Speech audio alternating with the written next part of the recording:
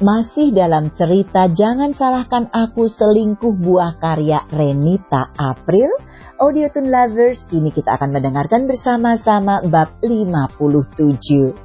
Let's check it out together, enjoy listening. Ana kembali lagi ke hotel, dia langsung saja masuk ke dalam lift. Dia menekan tombol lantai kamar hotelnya. Ana keluar setelah lift terbuka. Dia melangkah menuju di mana kamarnya berada. Ana mengetuk pintu kamar. Dia mengetuknya seperti orang yang tidak sabaran. Pintu terbuka menampilkan pria tampan. Ana langsung saja mendorong Reyhan dan mengecup bibirnya. Rey terlonjak kaget karena serangan dari Ana yang tiba-tiba. Dia tidak kalah membalas pagutan dari benda kenyal yang melekat di bibirnya. Ana melepaskan bibirnya dan menatap mata Reyhan. "Kamu sudah tahu Dimas ada di sini kan? Kamu tidak percaya jika aku memang mencintai kamu kan?" Reyhan menggeleng dan meraih kedua pipi Ana dengan kedua tangannya. "Tidak, aku hanya ingin masalah kalian kelar saja." Melupakan memang tidak mudah, Rey. Tentu dia masih ada dalam pikiranku. Tapi asal kamu tahu saja, hatiku sudah berpaling darinya. Hanya ada kamu sekarang di hatiku, ungkap Ana. Rey mengangguk dan membawa Ana ke dalam pelukannya. Meski hati sudah melupakan, namun kenangan tidak bisa dilupakan begitu saja. Biarlah kenangan manis dan juga rasa sakit itu menjadi pembelajaran bagi kehidupan Ana selanjutnya. Ana memundurkan wajahnya agar dapat melihat Reyhan. "Aku mencintai kamu." "Iya, aku juga mencintaimu," jawab Rey. Ana dan Rey kembali menyatukan bibir mereka. Ana melingkarkan kedua tangannya di sisi pinggang Rey. Sedangkan Rey dengan kedua tangannya memegang wajah Ana. Keduanya saling memperdalam, melahap dan bertukar saliva satu sama lain. Mengabsen ke setiap sisi dengan belitan sesuatu yang lunak dan tak bertulang. Dimas masih setia mematung di taman itu. Rasanya dunia dalam hidupnya sudah hancur berkeping-keping. Cintanya telah kandas. Wanita yang dia cintai sudah tidak mau kembali lagi dengannya. Semua ini karena kesalahannya sendiri. Andai waktu bisa diputar kembali, tentu dia tidak akan menyia-nyiakan Ana. Dimas berjalan gontai meninggalkan taman, entah kemana tujuannya melangkah. Dia seperti orang yang sudah tidak bernyawa lagi. Hidupnya hancur, dunianya telah runtuh.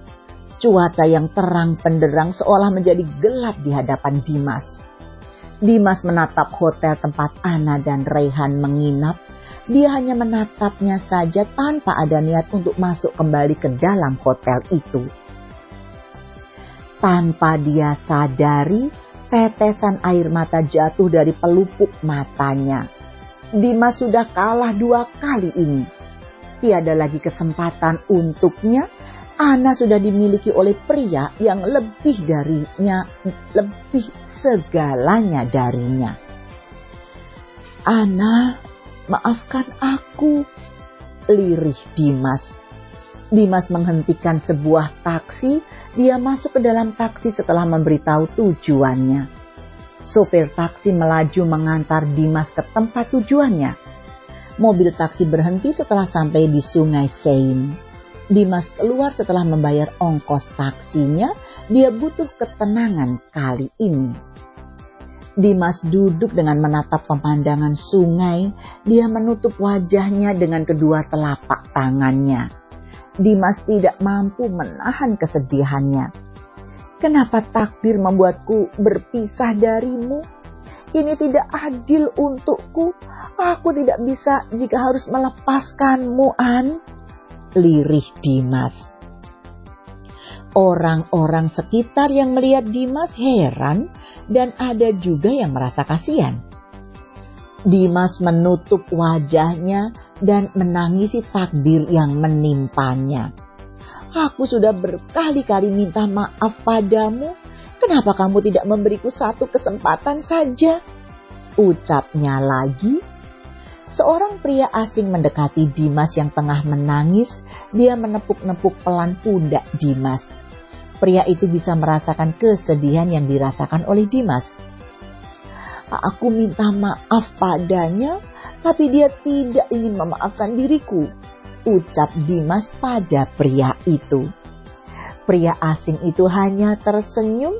Dia tidak menjawab perkataan Dimas karena memang dirinya tidak mengerti bahasa yang digunakan oleh Dimas. Pria itu lalu meninggalkan Dimas seorang diri. Dimas mengeluarkan ponsel di sakunya. Dia menatap serta mengusap foto Ana. Dimas kembali menitikkan air matanya. Matahari sudah mulai kembali ke tempat peraduannya. Dimas masih setia duduk di tepi sungai. Lampu kerlap-kerlip menghiasi lampu kota serta bangunan indah di sana.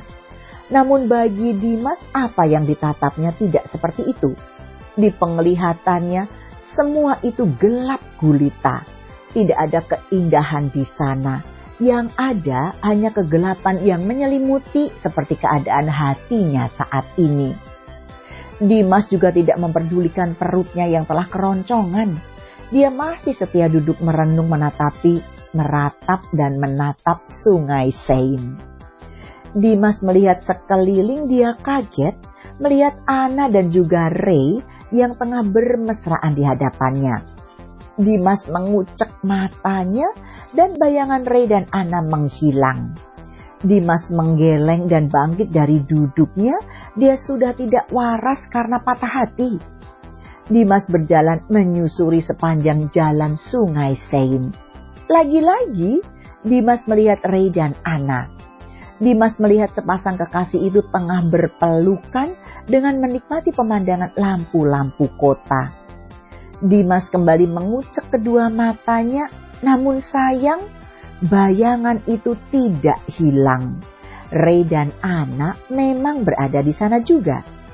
Hati Dimas sangat nyeri melihat pemandangan itu. Dia terbakar oleh cemburu. Seharusnya aku yang memelukmu, An. Ana dan Rehan memang berada di sana setelah mereka makan malam romantis. Ray kembali mengajak Ana menikmati pemandangan malam di sungai Seine. Mata Rehan tidak sengaja menangkap sosok Dimas di sana. Mantan suami kekasihnya itu tengah memperhatikan dia dan Ana. Ana, aku ingin menemui Dimas, ucap Ray. Ana melongo. Hah? Dimas? Ray mengangguk. Lihatlah di belakangmu. Ana menengok ke belakang dan dia melihat Dimas yang mematung menatap mereka berdua. Ana menghela nafas panjang. Raut wajah memelas itulah yang sering Dimas tunjukkan dan membuat hati Ana luluh. Tapi tidak untuk sekarang. Wajah memelas itu tidak lagi berpengaruh pada Ana. Dia hanya berharap Dimas menemukan kebahagiaannya sendiri. Tunggu di sini, titah Ray pada Ana. Ray melangkah mendekati Dimas. Kini dua pria itu saling berhadapan. Ray memperhatikan wajah sedih Dimas. Ingin sekali Ray menertawakan kekalahan Dimas saat ini. Haruskah aku tertawa melihatnya? Ucapan sombongnya tadi pagi membuatku muak. Kalau tertawa kasihan juga. Tertawa dalam hati sajalah, batin Ray. Dimas, kamu sudah kalah kali ini. Ana sudah tidak mencintaimu lagi. Mungkin dia belum bisa melupakanmu. Tapi cinta Ana sekarang hanya untukku. Lupakan Ana dan raih kebahagiaanmu sendiri. Cicit Rehan. Kebahagiaanku adalah Ana. Aku mengaku kalah darimu. Aku akan merelakan Ana dan meraih kebahagiaanku sendiri, ucap Dimas. Baguslah jika pemikiranmu seperti itu. Aku harap tidak hanya omongan saja yang kamu ucapkan, ucap Ray. Rehan pergi meninggalkan Dimas di sana. Dia berjalan menghampiri Anna. Re mengajak Anna untuk pulang. Dimas hanya menatap nanar kepergian Anna. Ini sama seperti apa yang Dimas lakukan kepada Anna. Dulu Dimas juga sering meninggalkan Anna. Dulu Anna sering melihat Dimas bergandengan tangan dengan Lisa meninggalkan dirinya. Sekarang Dimas juga merasakan hal itu. Melihat wanita yang dia cintai pergi bersama pria lain. Satu persatu perbuatannya pada Anna menimpa dirinya sendiri. Dimas telah mempermainkan Anna yang benar-benar mencintainya. Akhirnya cinta Anna pergi dan yang datang hanya penyesalan. Okay, I have finished reading this chapter and I will be back very soon to read the next chapter for all of you Audiotoon lovers. Dukung author dengan vote like dan juga komennya ya. Salam Renita April. That's it. Don't go away, stay put and stay tuned to be continued. Bersambung.